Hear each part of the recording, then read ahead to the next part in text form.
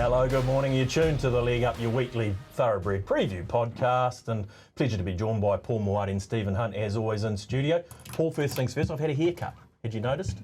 Quite sharp. I would have been down the road yesterday. Yeah, looks great. Finally had a chance to get the beard trimmed with the COVID restrictions off. So, yeah. Wow. Yeah, their enthusiasm's fantastic. I appreciate that. Looking forward to Saturday, Easter handicap. Yeah, 100%. Big fields, good fields. Some very good punting fields. Yeah, exactly. You can better find a winner for us. Certainly try. I don't know. We may need some outside help. Oh, you're spruiking a little bit later in the show. Righty-ho. Okay, we're not going there. Morning, Steve. How are you? Morning, Thaddeus. Good week? Yeah, very good. Yeah. But quiet locally or domestically in the last 2 days. Yeah. No meetings Thursday and today, but yeah, some booming meetings over the long weekend. Yeah, absolutely. Yeah, but quite. We had that obviously that busy period last week over Easter, so that no Thursday, no Friday, but we'll be into it. Yeah, meetings Saturday, obviously, a couple of meetings there. Alpini on Sunday, meeting on Monday at Avondale, which is nine race card, which big fields. A lot of lower grade horses, but they've got to start somewhere, heading towards the winter, etc. So, but back on last Saturday, Imperatriz beating the older horses. She just mapped beautifully in terms of the race shape. Yeah, there was a couple of sticky situations just prior to the turn. Opie realised a couple of horses in front of her were horses that were long in the market, and he just had to get away from the rail, peel outside off their heels at around about the 400. And look, the overall race shape to the 600, 61.31, which was 5 lengths below par. So again, the race shape suiting horses that were on speed and disadvantage the likes of Coventina Bay and To Illicit running home the last 5.6 lengths above par in 34.13. So, look, the race rated well, 1 length above par in terms of weight for age at Group 1 level.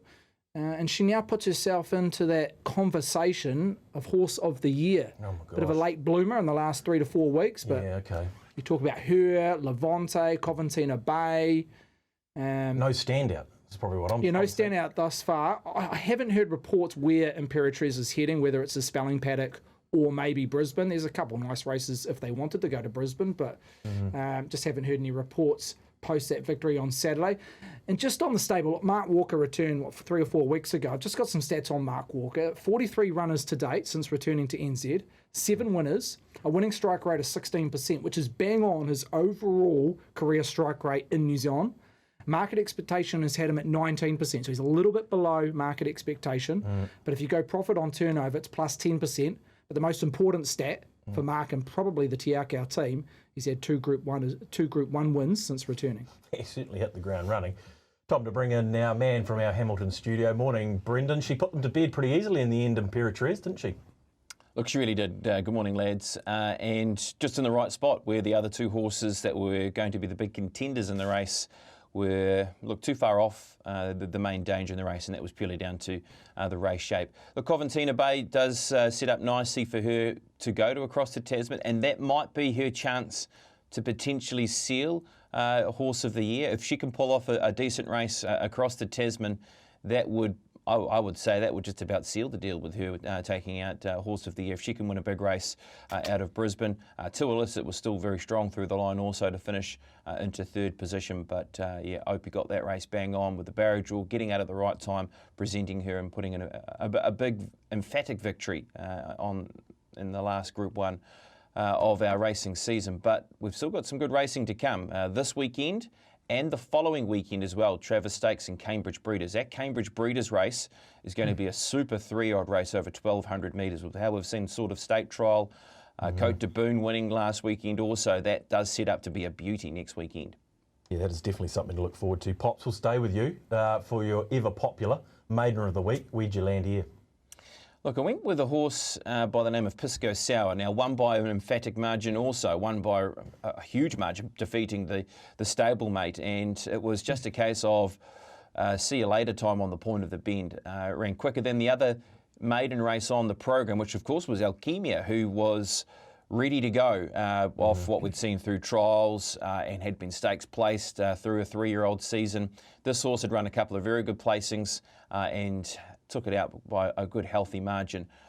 A notable mention on Maiden of the Week, I do think, has to be Pinston out of Woodville when winning on Monday. I had that horse marked down as my Maiden of the Week, but I waited for the Wednesday races, saw this performance and went with Pisco Sour as the Maiden of the Week, and an impressive win in the Trelawney colours. Yeah, it certainly was. Beat the stablemate quite convincingly there, Steve. It was well favoured in the market. Any numbers around Pisco Sour? Any thoughts? Not this far, Thaddeus, but I think the form reference, you see it get backed off the map. I think it started well under $3 and it was hovering around that $3.50 mark for the majority of race day. Ran second Orange Pearl, and that form was franked earlier in the card with Neighbourhood winning. So a lot of punters gravitated to that form line when backing Pisco Sour. Yeah. Not sure about the horses at Bet, to be fair. They put a decent margin on them. Pisco Sour wasn't really smashing the clock leading into that, but I think it just found the right race. And maybe BP talks about the Cambridge breeders Saturday week, whether Connections want to back up that individual being a 3-year-old filly 10 days later into that race. Yeah, it is going to be intriguing. You stick with Coventina Bay in Queensland, Paul? You follow the ship in the Holland, wouldn't you? I will, but yeah, I got T-Ark out, didn't I? You got T-Ark out badly. Yeah, you got T-Ark out badly. Okay, Pisco Sour, this week's Maidener of the Week for BP. Okay, guys, we've got 4 races we want to have a look at. Big day at Pukekohe, and obviously Riccarton as well. And we're starting in race number 4, which is the Stephanos by Deep Impact Champagne Stakes for the 2-year-olds over the mile, Steve. Headed by Waitak, comes out of a Group 1 size produce, running a placing at $2.70. Front of Mr. Maestro at $5. Sharp and Smart, very unlucky on debut at $7. Diagon Alley, $8, just out of turn there. Vino Bianca from the CD, out of turn, 9 double figures, 10. Texas also out of point, 10 out to 11. Financier, $15. 30 Brothers, 26 into 21, so a little bit of infirma there for Lee Thinnis, the Wallace-Cooksley combo, and best of the rest is Boss Man at a $26 price. So no clear lead here. Thaddeus says 4 or 5 they're willing to play, including the favourite Waitak, Opie Blossom, and the Williams team at $2.70. Yeah, okay. BP always intriguing when these 2-year-olds step to a mile, isn't it? Because, not to say that we're looking at perhaps horses that might push on to 3. They might be late bloomers at 2, and they step to the mile, and this is a good race for them, isn't it?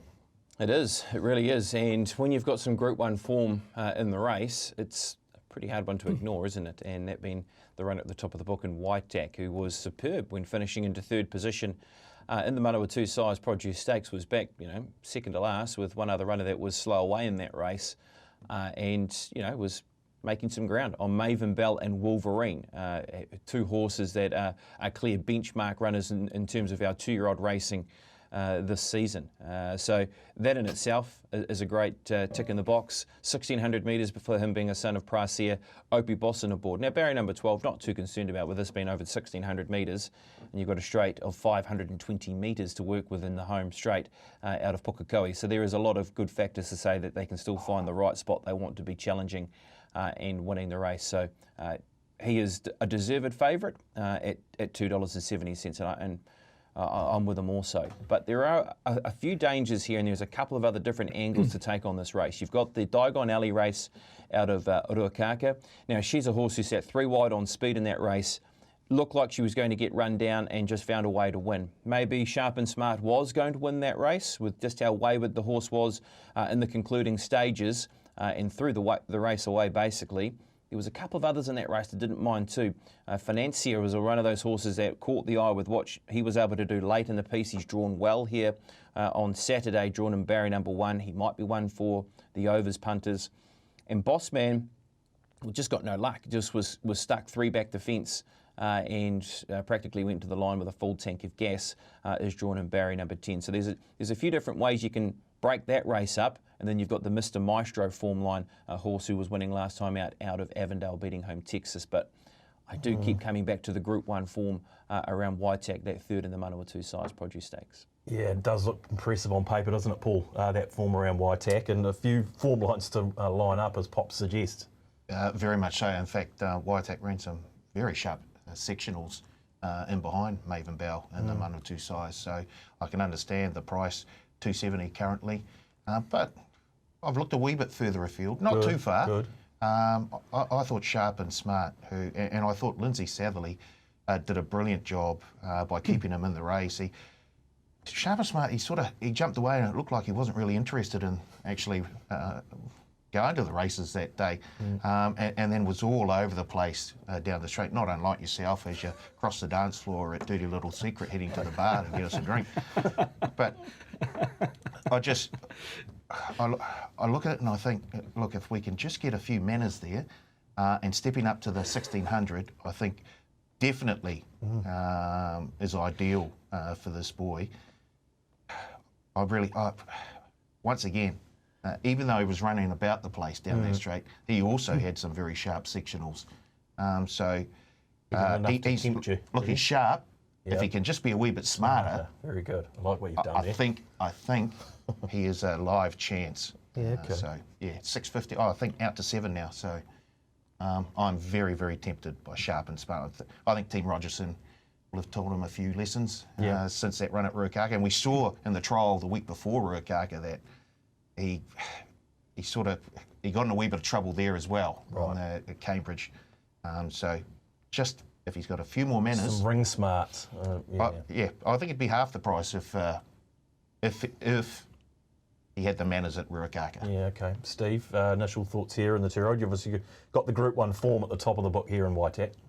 Yeah, he almost picks himself to be the horse to beat off the back of that Group 1 placing. I think pedigree comes into it, particularly over 1,600 metres with juveniles. 12 to 14 is not a huge step, but 14 to 16, I feel you've got to take note with particularly juveniles this time of the year. Bit of pedigree, looking for horses that will get that true 16/mile. And as you mentioned, sharp and smart being by Redwood, there's no dramas there out of a Swiss Ace mare just to ignite a bit of speed. I'm very keen on this Mr. Maestro. Again, pedigree, which I'll touch on shortly, but just on overall figures, 1.8 lengths inferior to what Waitek's PB sits at present. But I feel this horse is improving significantly race by race. And I loved its last start, the improvement it made from its fifth when freshened up, comes out of the right stable, and on that pedigree being by Zavabil, out of a top family on the dam side, Lion Tamer, etc., which we know won a VRC Derby. I'm predicting this horse to be a gun 3-year-old, so whatever it does as a juvenile is a bonus, but I just feel with this right race in terms of 1,600, being in a nice position here in terms of bouncing off a maiden win, and thinking it's still got natural improvement off that maiden victory, it can take that step up to where Waitek sits in terms of PBs. But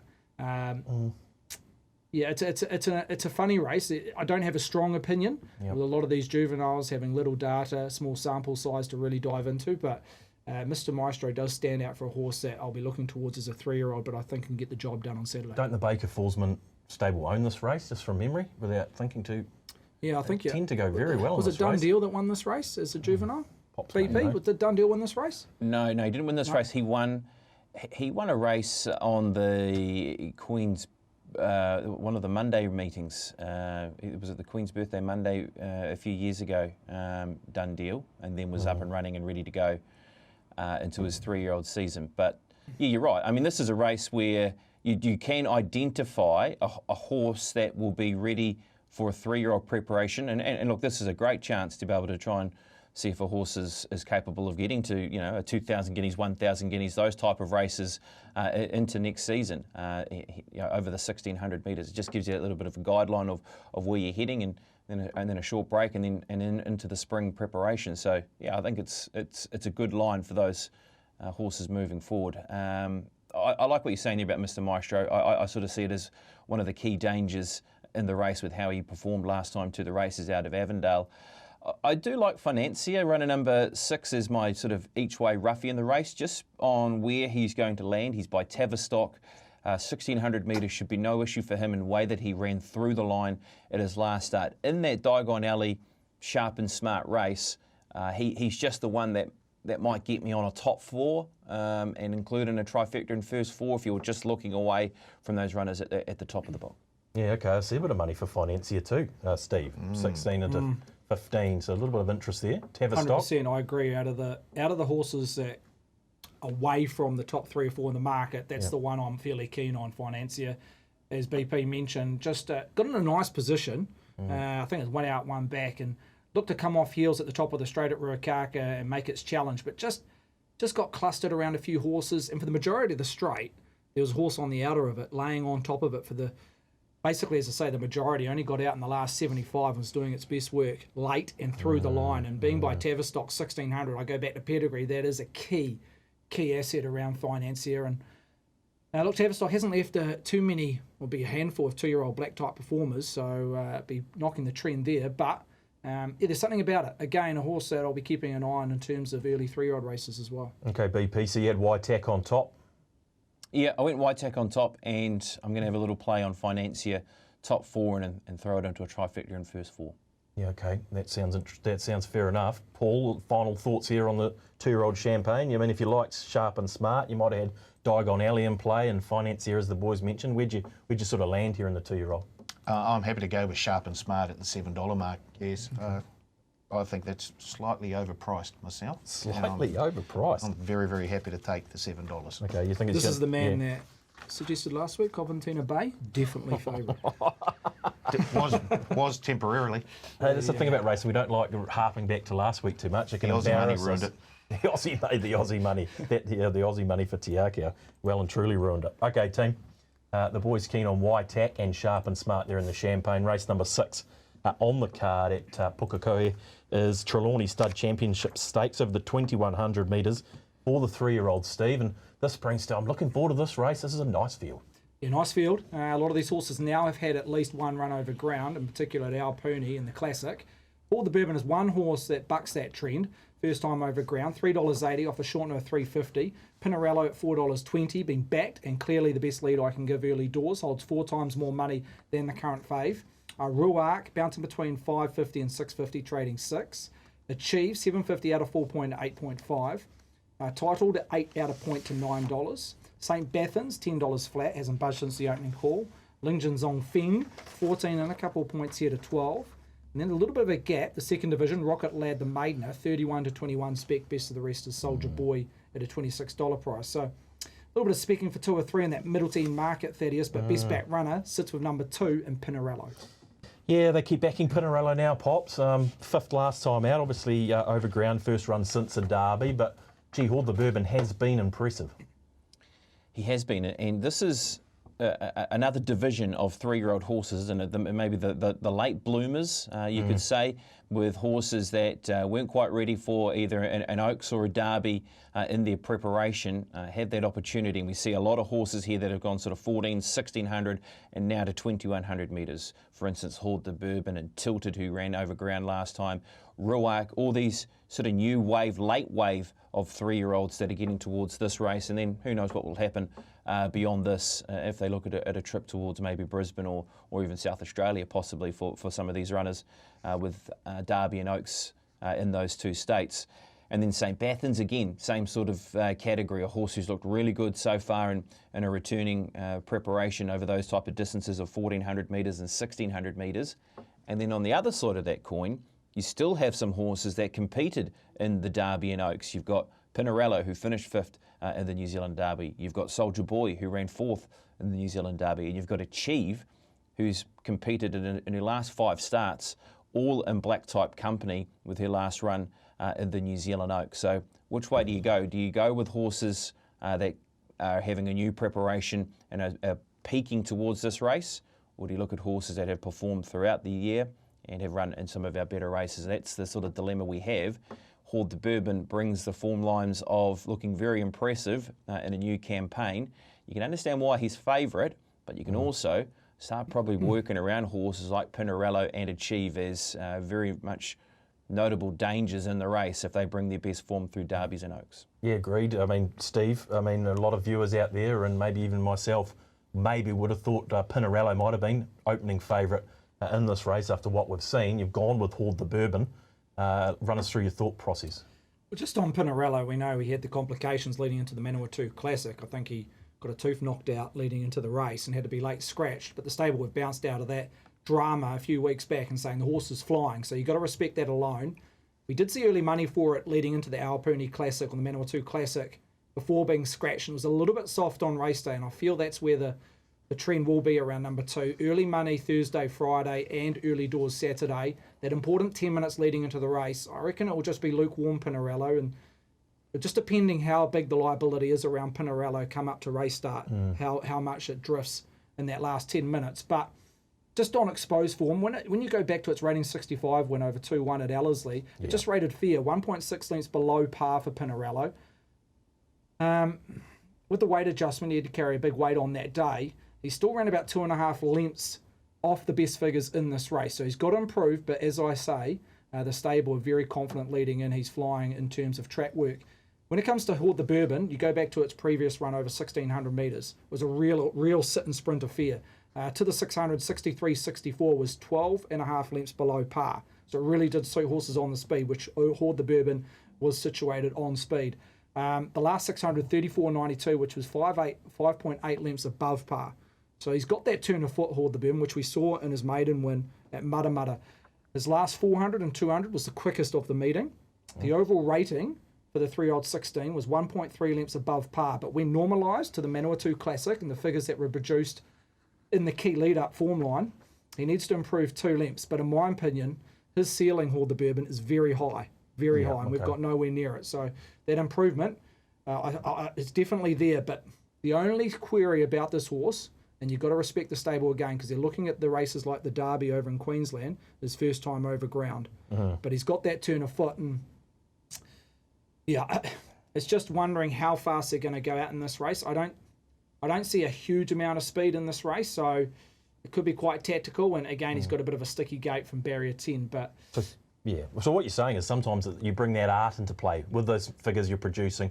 You do sometimes have to think about the art of ratings and where the ceiling might be for a Horde the Bourbon. Absolutely. It's particularly when you've got small sample size. A lot of these 3-year-olds, they've got nowhere near their ceiling. Some of them might have peaked, and we've seen the best of them, but a few of them have only had a handful of starts. You look at Horde the Bourbon, it's only had the 5 starts, and it's had the 2 starts this campaign. So you just got to judge how much progression this horse has got, and I think it's got a stack of progression. It can easily match the PBs that have the Ruarks, the Achieves, the likes of Pinarellos. I think it can measure up clearly, even though it just hasn't had the chance to in terms of being on the turf or the Bourbon. But the slight query is first time over a ground, where you look at a lot of its rivals that they've had that they've had that grounding, they've had that run over 2,000 metres at Manawatu, they've had Derby runs over 2,400, they've had Oaks Achieves have run in an Oaks. So a lot of these horses have had a nice foundation heading into this event where Horde the Bourbon. It's just got a little bit of a query first time over a trip, but he's definitely got that turn of foot. And again, he's got a bit of a sticky gate, so not sure where he maps. Okay, Paul, what are your thoughts here? You're with the tried and true to a degree, or do you see Horde the Bourbon stepping up here? Well, I was listening to SENZ this morning, and they had Stephen Marsh on. Oh, yeah. And I think he labelled Horde the Bourbon as his best bet this Saturday. He's got a number of very good runners going around as well, but I'm pretty sure he Packing Joy? And indeed, our Vencedor. That wasn't his best, no? Okay, yeah. No, yeah, okay. That's an interesting race to pick it out of. Yeah, so he did mention he'd be taking a few across to Queensland to grab some of that Aussie dollar. So anyway, I had a look at it, and you can understand why Horde the Bourbon and Pinarello are at the top of the market there. But I don't mind the look of a couple a wee bit further down. Ruak, I thought that runner-up over 2,000 metres last time has got him primed for this one. And the maiden victory over the mile at Counties. There's a couple of runners that come out of that race and gone on to win. Divine Sava and Holston. Yeah, yes. Who was, I thought there was an eye-catching run by Holston when he came out and won last time. So a bit of form frank there for Ruak. And I like St. Bathans. $10 currently. Had a couple of good wins and then placed behind Horde the Bourbon. Comes into this a kilo better off against Horde the Bourbon. So St. Bathans certainly in there. Are you nervous about having a tendency to over-race St. Bathans? Yeah. He's done that a couple of times early doors. If Grillsy can get him to settle. Yeah, and he probably didn't have the chance to settle at Alpine. He comes out of Horde the Bourbon race, which I touched on. It was a sit and sprint affair.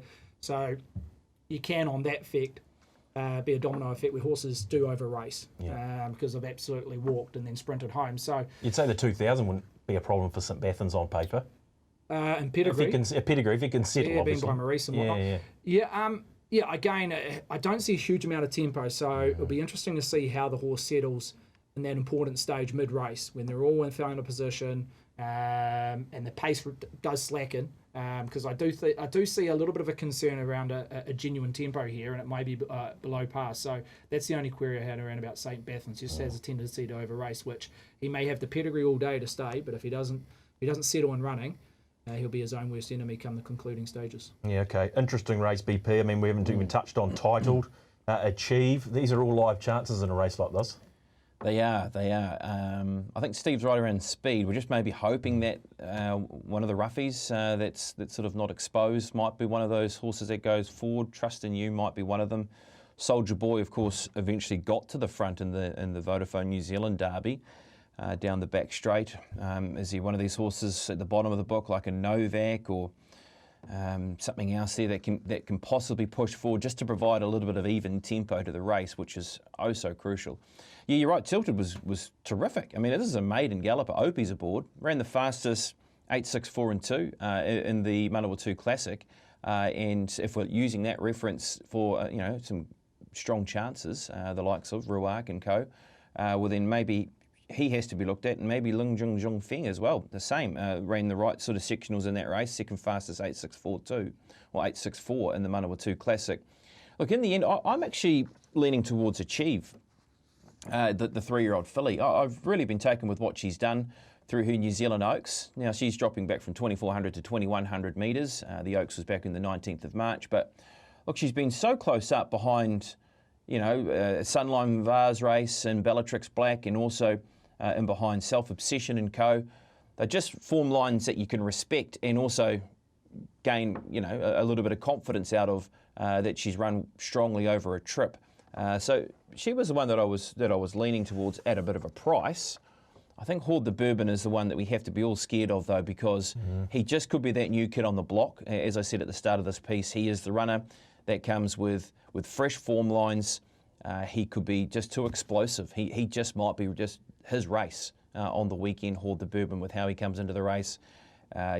You've heard there from Paul that Stephen Marsh believes he's the go-to for the weekend and maybe further afield. So they might have just got this bang on with where Hoard the Bourbon's at. It's just that unknown at this stage of him getting a trip, but he just could be too explosive for them if the race is run to his liking over the 2,100 metres. But yeah, I was sort of bouncing around Achieve and Pinarello, and Achieve on the each way, sort of sitting around $8.50. But if we're taking quaddies and all those sort of things, of course we're not going to be leaving out Hoard the Bourbon and those type of horses.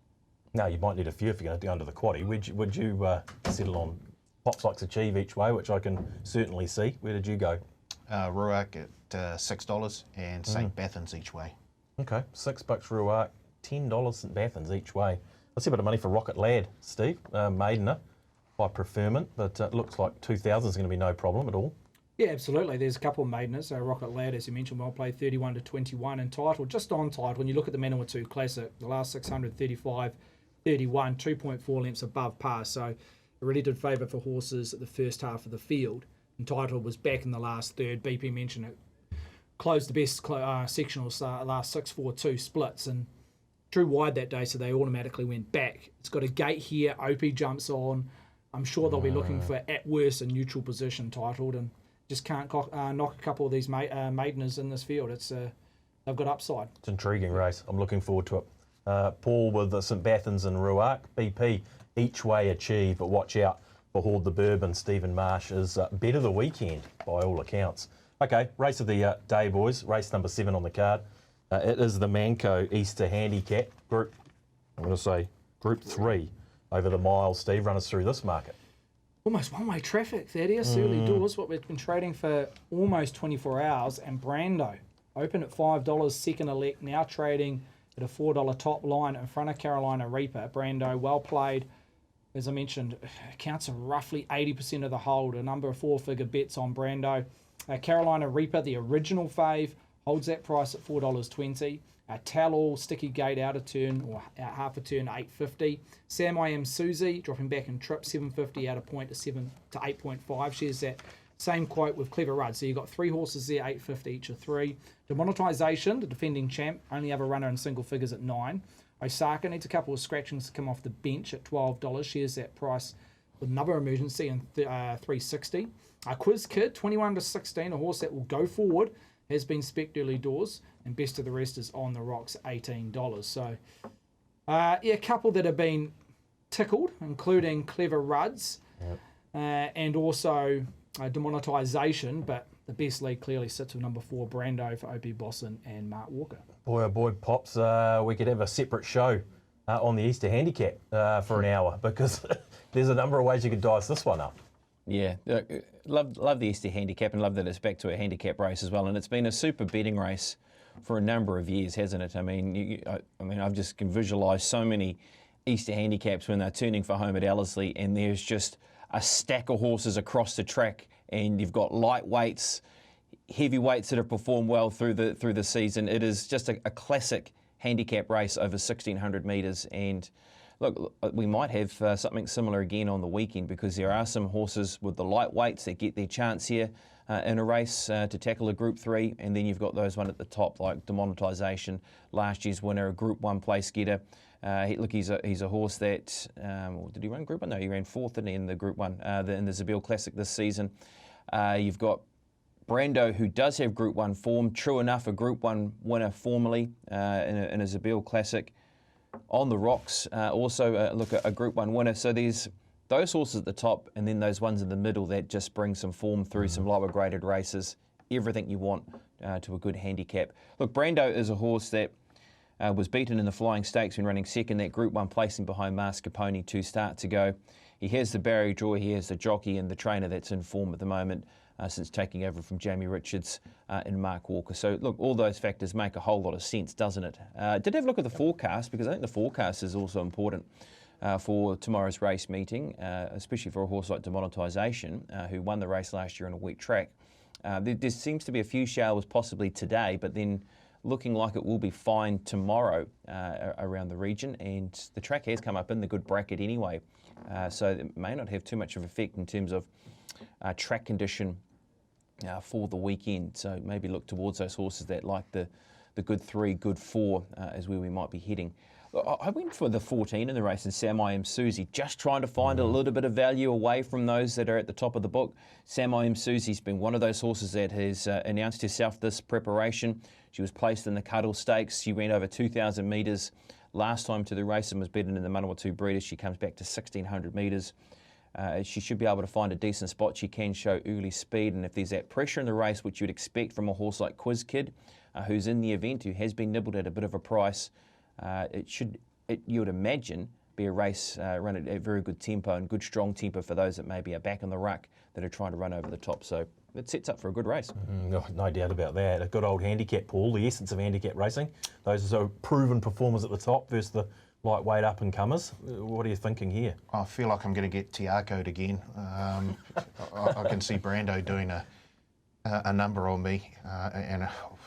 Look, it's going to be in the multiples, but I've looked. I'm like BP. I do like looking further down the page, and I think there are a number of lightweight chances, and I agree with them. Sam I Am Susie, who drops 5 kilos from her last start, I think is a big chance at 850. I don't mind the look of Carolina Reaper either. Loves the mile. Another one who's only carrying 53 kilograms. So yeah, the handicap really does just pull me away from Tiako. Yeah. Probably to my dismay. To my dismay. But yeah, 14 Sam I Am Susie and 15 Carolina Reaper. Yeah, okay. Interesting, Steve. Look, open Carolina Reaper favourite here, so you're obviously looking down the page as well, but look, no surprise we're seeing that early money for Brando. It's happened before. Oh, it's just a trend that we've come accustomed to around Brando. Well played during the week on Thursday and Friday, and can be a little bit soft on race day, and I expect that to be the same. As you mentioned, a genuine open class handicap here with many down in the weights that have a decent shot here, but just on Brando. Look, last start in the Flying Stakes, had to go back from an outside gate, and race shape allowed him to finish over the top and run second. They went very hard in the Flying Stakes. So he had the right race shape there, over 1,400. You go back 2 starts at 1,600. Yes, it was Group 1 at weight for age. He got an economical run. He peeled out and hit the lead at the 300 and just peaked in the last furlong, and he finished into 3rd. We talk about Quiz Kid, Clever Ruds. There's going to be genuine tempo. It's going to be above even tempo for the first half of the race. And I concede that it's drawn a good gate, but it'll have to be a pearl of a ride from Opie. He'll have to keep this horse in a nice rhythm, an economical run, a little bit of cover, and just give him one last sprint, because 1,600 is a query for me off a hot tempo. If they walked and it was a sprint home, yeah, I can see Brando as being the horse to beat, but I just can't see that in terms of the race shape and a few other horses that are going to ignite early speed. So, look, he's got the draw. I hope he just needs to ride him a treat to have every chance, but I think he'll be vulnerable at around about the 150, 200 metre mark, Brando. I definitely feel his sweet spot is 7 furlongs. He'll be tested at the mile. Okay, we'll talk about Carolina Reaper then for us, because you're obviously got a lot of time for this individual. I do. I've had a lot of time for this horse as the back end as a 3-year-old, running in some stakes races over 2,000 metres of Sunline, etc. She's come back as a 4-year-old mare. She's an honest mare. She can be a little bit of a low percentage play at times because she gets back and has low tactical or small tactical speed. But you just go back on her last start performance. Rating 74, rated through the roof. 3.3 lengths above par. And when normalising what's required to be winning this race, it is right there. It is right there. Now you add the weight adjustment. She carried 59 kegs last start. She sits on the minimum on Saturday, dropping 6 kilograms. Gee, she's got to run a similar figure on that alone. 59, dropping to 53. She'll get back, so the draw is no concern. I've rated her a 26% chance, so 3.8 and 100% market. So she's round about where I've marked her, $4.20, so there's not much meat on the bone. But I think she will be starting favourite on race day. It's just depending how big of this liability on Brando gets on Thursday and Friday and what the traders elect to do leading into the race. But yeah, she's right up there. I can see her ticking off a really good race, maybe even a Group 1 next season, Carolina Reaper. Okay, gee, big words indeed here, Paul. Getting back to Brando, needs a gem of a ride and it's got Opie Bosson on board. Is that even a question? I knew you were going to go there. Yeah, but even then with the tempo, query. Yeah, you and Opie like that, aren't you? BP, surmise this race because I say we're running out of time. We've got plenty of time, but tell us where you've gone on the Easter. Look, I'll throw one other horse out here that I think we have to be very wary of, and it's demonetisation, because there was so much money for this horse in a 1,200 metre race. I couldn't believe my eyes, to be honest with you, with where this money was coming from. He was high double figures, started single figures in a 1,200 metre race where he carried 63 kilograms. We spoke to Nigel Tiley pre-race, and he basically said that he's going to be in need of the run. So the money's come from somewhere around demonetisation. You don't need to be reminded what happened last year. Bookmakers did get cleaned up with demonetisation, winning the Easter Handicap 12 months ago. Yes, I know it was a completely different race to this year because it was run on more yielding ground, but he's second up on his home track. He does have to overcome a wide barrier draw, but the speed will be on. He can go on top of the ground. That's not an issue for him.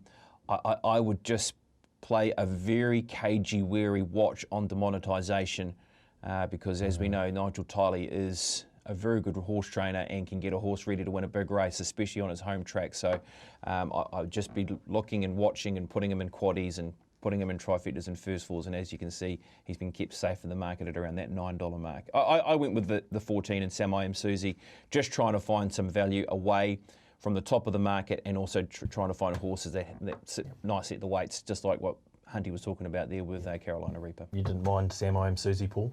Sam I Am Susie and Carolina Reaper. Okay. Let's take a fixed Quinny. Very good.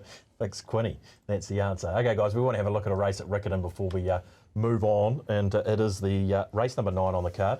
It is the Coca-Cola Canterbury Gold Cup, Stephen. Oh, this is where Prix de Feurs ended up. Yeah, scratched out of the Easter, better suited to wait for age. In fact, they're really gravitating towards the pointy end of the market here, Thaddeus. Prix de Feurs and Hasbro.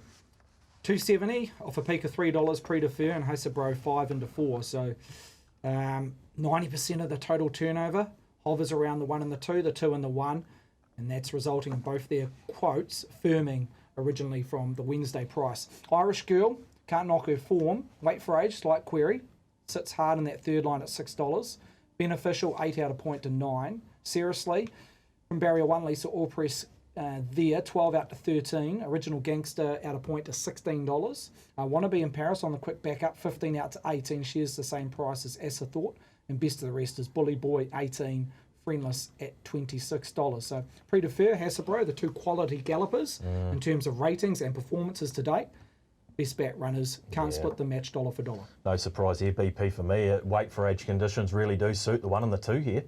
Yep, Prix de Feurs, he's been 3 times Group 1 place this season. One of them in the Livermore Classic, the other the Windsor Park Plate, the other the Captain Cook Stakes. Wait for age races over 1,600 metres and 2,040 metres. He is a horse that has been just off the Group 1 level, and look, maybe they won't quite get that Group 1 that they were trying to find. Jamie Richards has always said he's maybe just a length off those better Group 1 horses, but when he finds himself in the right races, he is so competitive in Group 2, Group 3 events as this horse. And look, I think they have found the right race for him. Weight for age, $100,000 over the 2,000 metres. So a deserved favourite, because if you think about the Irish Girl form lines that we were using and trying to leverage off, I keep coming back to the Prix de Fer form line with Irish Girl, and that's prevailed with how the horses won the next 2 starts in the South Island. So with him now turning up in the South in this race, he is the one to beat. I think Hasselbro, with how he ran, first of all, 3 starts ago in the white robe, and then with how he ran in the Group 1, he is a clear, distinct danger in the race, is Hasselbro. I think he competed in the Easter last year too, didn't he? So, and wasn't too far off them. The other 2 I'm gravitating towards, but if you wanted a one-out selection, I would say Prix de Fer. Yeah, good money for Hasselbro, Paul, as always. But yeah, they stand out a little bit, these 2, don't they? They do, and Prix de Fer brings some imposing northern form down. Not the least of which was that win at Ellerslie over Irish Girl, and we've seen what Irish Girl has done down south since been down there. But yeah, Prix de Fer, I can understand why the money's coming. And 270, I'd be happy enough with that. Could they both shorten here, the top 2, 270 and $4 Paul? I have no doubt they will come Saturday. But I think if you are keen on Prix de Fer, you jump on now, because he's not going to drift. He's not going to drift. He's not going to drift. What do you think, Steve? Prix de Fer, he looks well placed, doesn't he, here? He does. I still think his sweet spot 1,600. Saying that, against this lineup, that's no knock going over 2,000, as BP's alluded. He hasn't been too far off the mark, over 2,000 metres at Group 1 level in the North Island Prix de Fer. So he's the only horse there that has a current rating of over 100. Hasselbro, look, he was fairly soft horse. That's a well-backed commodity. Each start he goes to the races. Last start in the Easter Cup, when it was handicap conditions, he was fairly soft. We came in and did the show on, I think, Thursday, a couple of weeks back, and there was hardly a bean on him. And that was just so uncommon around Hasselbro.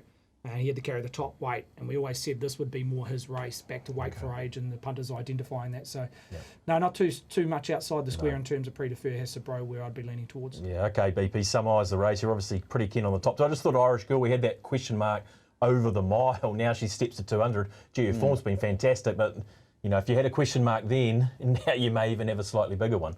Yeah, that's it, isn't it? But what you can't deny is the horse is in terrific form and Amira in form. She might be able to find that extra couple of 100 metres or the extra 400 metres she needs to find here in the race. So hence why she's third favourite. But maybe look towards that fixed Quinella. You might have to lock it in early, the 1-2 fixed Quinella, if Prix de Fer starts to really shorten in the market. So, I'd be looking towards that 270 though. Paulie, short and sweet here? Prix de Fer? Yeah, can't see it any other way. No, not under these weight for age conditions down there. Yeah. As Steve said, probably the only question mark is the 2,000. Yeah. She's going to get a gun run. She's drawn a nice marble barrier 3 and a bit of speed from outside gates. Want to be in Paris and Bully Boy, so she won't be asked to do too much in the first half of the race. It's just whether she's got that stamina at the back end of a mile and a quarter. Yeah, okay. I'm sure she will. I'm sure he will even. Yeah, exactly. Yeah. Being a gelding. Yep. Right. Speaking of want to be in Paris, it's time to move to this week's viewer listener question, where you get the chance to win a $100 bonus bet in your account. And Matt Robbins this week, was the winner last week, I should say, had to throw at the stumps, $100 on Want to Be in Paris at Riverton on the Monday. Wham, bam, thank you, ma'am.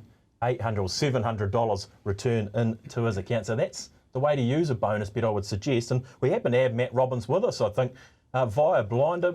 Morning, Matt. You're on live TV here. So just watch that swearing, please. Good effort. Yeah, watch it. That was a good effort, mate. Want to be in Paris? That was very well done indeed. $800, $700 collect. Yeah, it was pretty cool, actually. I didn't actually find this out till after the race, but Mum was on Azerthorpe, which ran second, and she probably only had a couple of dollars each way. So if Azerthorpe had got up, she probably would have been celebrating her, I don't know, maybe $10 return, and I would have been absolutely gutted. So I'm glad it went my way and I got the cash, which was quite nice. 100%. I think BP's got a question for you, Matt. Hang on, BP. Yeah, hey Matt, BP here. So just talk us through how you came about spending your $100. Did you have a few other options, or was it always going to be want to be in Paris? Yeah, I did actually. I was originally going to use it on Pinhead. It might have been race 6, maybe 7 on the Saturday, and then obviously the meeting got abandoned, and I was pretty gutted. I was like, oh, I thought that was a good chance. So come back on the Monday, had a look around a few horses, and then just want to be in Paris. It was suited to it, a decent record, go to the front, and didn't actually think it was going to get challenged too much mid-race, but I think it was Riviera Rock came in and challenged it. I thought it was done there and didn't have the legs, but she kept going, she kept fighting, and I was pretty thankful for that. So, yeah, managed to get the cash, which was nice. Oh, well done, Matt. That was a very good effort, mate, with your $100. You've set the bar very high. And look, before we let you go, I better ask you what you like this weekend. I've got these guys here. I mean, I need your best bet or something that you might have a little bit of an investment in over the weekend, because you've been beating these guys out. Yeah, well, my mates have pressured me into try to find something for them as well, because they think I'm a master tipper after one win. So I've actually gone with Live Drama. I think it's race 5 at Riccarton. I think it's about $650, $230 for a place. So I like those good juicy odds. So hopefully Live Drama can get up and make some boys some cash. Oh, 100%. Thanks for joining us, Matt, and thanks for viewing, and well done with your win last week on Want to Be in Paris. Well done, mate. Yeah, very good effort, boys. $700. We talked about how to use a bonus. It's an easy game. It's an easy. That's what someone was saying on Twitter, wasn't it? Yeah, now you'll never. It's easy, absolutely. Okay, we'll go to this week's question, and it is from Adrian Broad. Thanks for joining, sending a question, Adrian.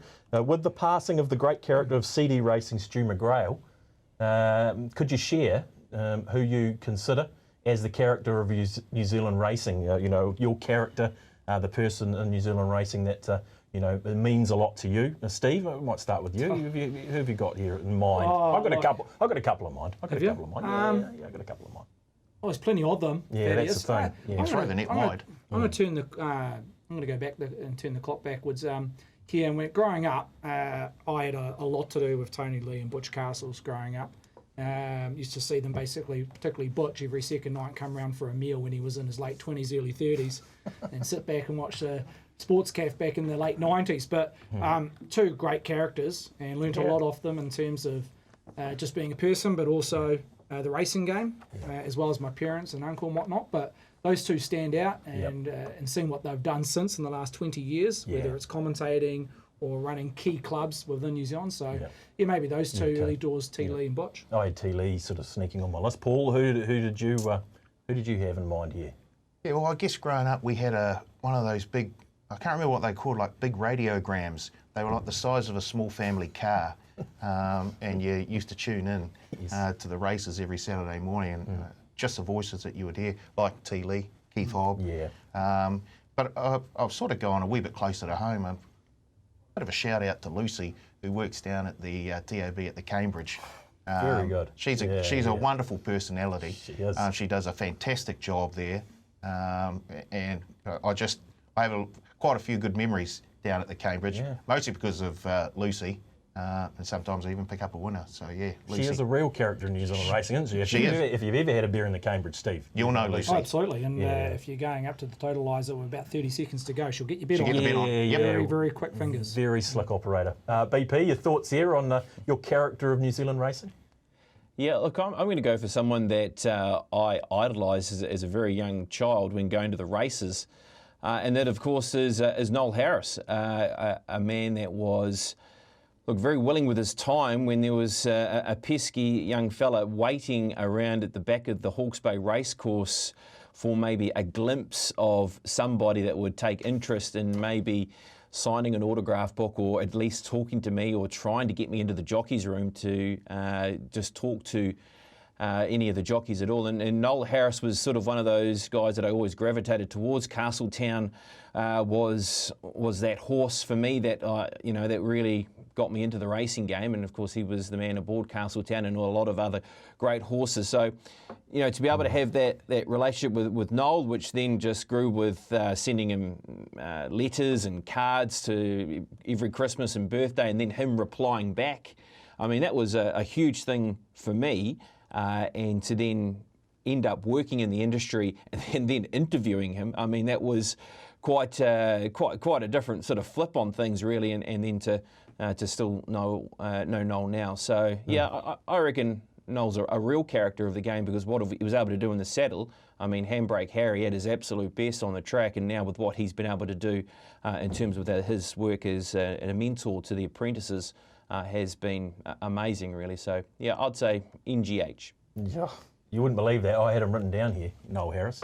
For all the same reasons, Pops, absolutely. Coming from the CD, he was an absolute rock star at the time, but what he's gone on to do now and giving back to the apprentices and the like, and just being the man he is, I had him down as well, and I had Tony Lee as well, would you believe? Just grew up with him. I had one that's no longer here, so I suppose that sort of defeats it, but Noel Eels was a man when I was growing up in the CD. He was the trainer, the maestro trainer, Noel Eels. He was a character and a half, and yeah, I had him down, even though he's no longer with us and gone in 2004. But yeah, a couple of Noels there, but I was with you with Noel Harris. So hey, thanks to Adrian Broad for his question. Get your questions in, guys. So he's going to get the... So Adrian Broad is going to get the $100 bonus bet in his account. It would be fantastic, wouldn't it, Paul? If we could know what he's going to do with it. You don't have to do a Matt Robbins and send it in, but that would be great to see how you spend your bonus bet. We can start comparing how you do that. Send it in tlufeedback@gmail.com, and Adrian Broad will find a $100 bonus bet in his account at pretty short notice. Fingers crossed, I will get someone onto it at very, very soon. Okay, guys, best bet time. BP, we want to start with you. We better talk about Clever Ruds. It goes around in an Easter handicap at $9, but got the job done at Te Rapa last week. We need another one, though. Yeah, well, nice, didn't it? And obviously a step up into the weekend. It needs a couple of scratchings, doesn't it, to get into the field? Is that correct? Steve will know that. Oh, jeez. Well, we've got pre-defer out, of course, so that might be a step closer. I think it might still need one more scratching. One more. Yeah. Anyway, but if it makes a field, it will make that tempo all important for the race too, won't it? Because you've got that and Quiz Kid going forward. But look, a horse in form and was well placed once again by Debbie Sweeney. I'm going to go to race number 2 on Saturday out of Counties. And it's a horse that we've seen at the trials, and it's Let's Be Glam.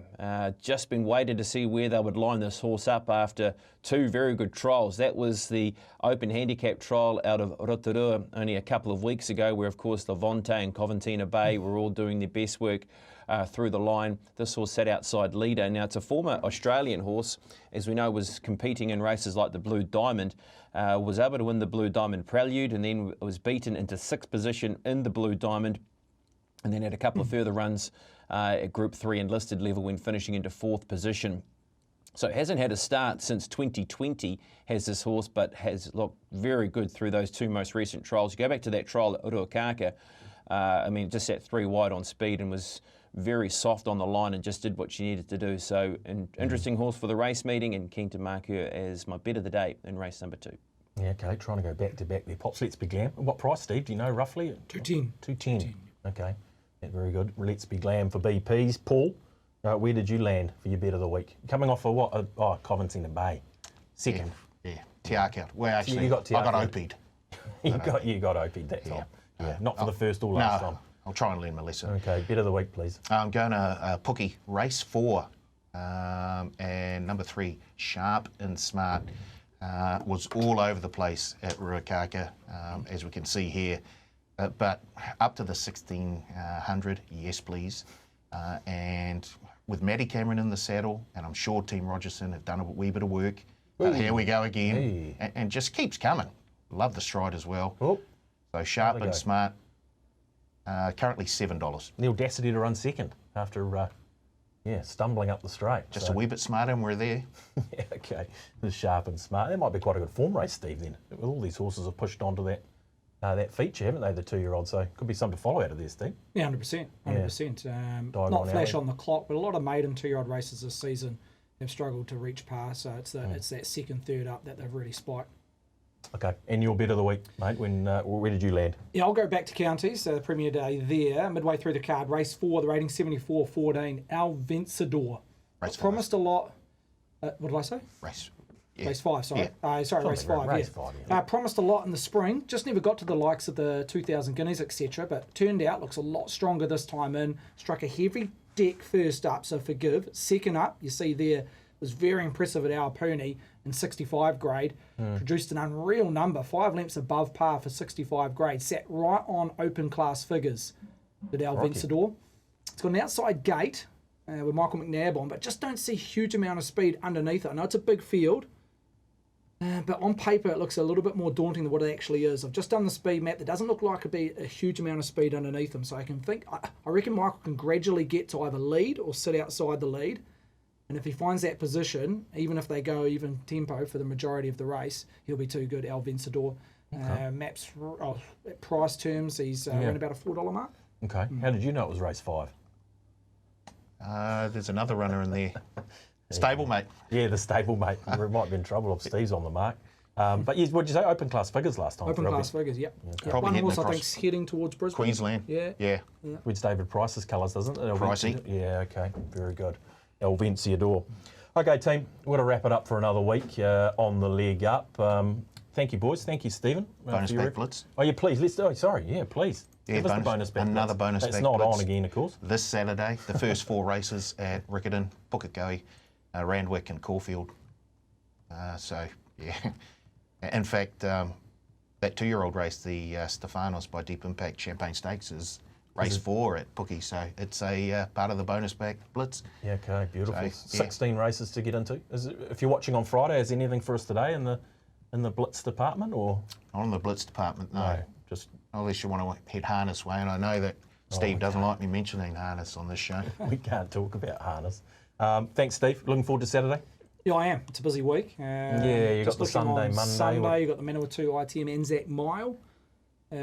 Amuse Moi back from Australia, 1 start for 1 win at Otaki for the Benno Wynyard team, holds the call at $5. Providence Provides $6.50 with Champers. And Sergio on the quick backup. Just an okay number last Sunday. Sergio, down on 54 kegs. We'll give them a merry chase right down the straight. Is that market? It's about $8. That is currently open. Right. Amuse Moi, best back runner, but yeah, Sergio at a nice $8 quote might be one hard to run down. Yeah, okay. Paul, thanks for your efforts as always. Thanks for joining us. You off to golf now? No, I'm not. Tomorrow, Titahi Bay. See you there. See you there. Okay, see you there indeed. Thanks, BP, for your efforts. Looking forward to the weekend, no doubt. Yep. Busy old weekend upcoming, as Stephen mentioned, with, of course, Avondale on Monday, on Anzac Day, of course, to look forward to. And then, of course, on Anzac Day night, it is the Warriors against the Melbourne Storm. Can they pull off the unthinkable? The unthinkable. They're trying to break a 10-game drought against the Melbourne Storm. Have they got the best team to be able to possibly beat the Melbourne Storm? If Matt Lodge is playing and there's a lot of go forward, just possibly the unthinkable could happen against the Storm on Monday. There'll be a bonus back in that game. You can go the margin, can you? Bonus back promotion on all NRL games this weekend, and same game claim on all NRL games this weekend as well. And the quick answer to BP's question is no. Warriors 13 plus, Look at surely. the 13 Storm, plus. the riches of this. They've got Brandon Smith on the bench. It's just not fair. It is true. Look, it is true. Look, Melbourne are playing great, but look, it's a good test for them. They played well against the Roosters, so look, we just want to see them mark up, and if they can mark up again, it shows that they can beat some of those sides in the middle of the table when they come up against those sort of sides. So, yep, fingers crossed. Hopefully they might get a few decisions go their way as well. That's another show. That's enough. Stop now, right? Thank you, Pops. Thank you, gentlemen. That's another show, Paul, and thank you to you for joining us. Good luck with your betting this weekend. We'll see you again in 7 days' time. Cambridge Breeders on the leg up.